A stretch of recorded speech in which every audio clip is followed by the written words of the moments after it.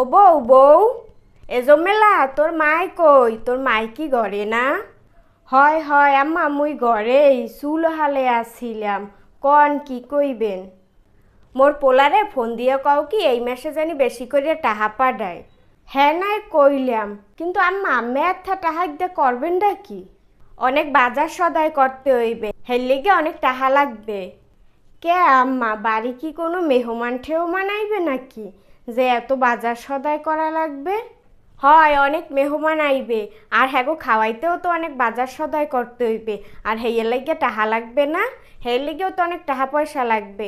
মোর পোলারে ফোন দিয়ে কও কি এখন এই জানি টাহা পাঠাইয়া দেয়, আর যদি এখন না পাঠাইতে রে হেলে মাসের বেতন পাইলেই জানি টাহা পাঠাইয়া দেয়।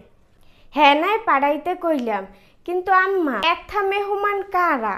হেদিন দি মোর নন্দেহারা কথা মানুষ আইয়া গেল, আবার হেরা আইবে নি? না না ওরা আইবে না, তোমার বাপ মা বোন যত আত্মীয় স্বজন আছে হ্যাঁ গো দাওয়াত দিমু। কি এদি ভূতের মোহে রাম রাম, মোর আত্মীয় স্বজন ইনি দাওয়াত দিবে? মোর আত্মীয় স্বজন দিয়ে উনি দেখতেই পারে না, তাই এখন আবার দাওয়াত দিয়ে খাওয়াইবে? ঘটনাটা কি?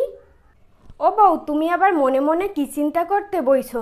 যাও যাও সকালে যাইয়া পোলারে ফোন দাও। দিতে আসি ফোন দিতে আসি, কিন্তু আম্মা একটা সত্যি কথা কন দি, আম্মের আবার ওইলোডা কি? আম্মে তো মোর বাপের বাড়ির আত্মীয় স্বজন দেখতেই পারেন না, তো এখন আবার দাওয়াত দিয়ে খাওয়াইবেন? এত বাজার সদাই করতে আসেন হ্যাগো লাগিয়া, ঘটনাটা কি? সত্যি কথা কন দি। সত্যি কথা কইতে কি আইজগো টিভিতে দেখলাম একজন পুলিশের মায় হ্যার পুতের বউরে জম্মের জ্বালান জ্বালাইতো। হুদা হ্যার পুতের বউরে না, হ্যার পোলারেও জম্মের মতো জ্বালাইতো। সংসারের মধ্যে একসের অশান্তি লাগাইয়া রাখতো।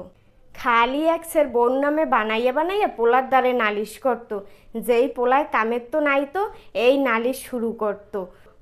পোলার বউর মধ্যে খালি একসের অশান্তি লাগাইয়া রাখতো, আর হেই দুঃখ কষ্ট পোলায় সহ্য না করতে পারিয়া হ্যাঁ নিজের মাথায় নিজে গুল্লি করছে।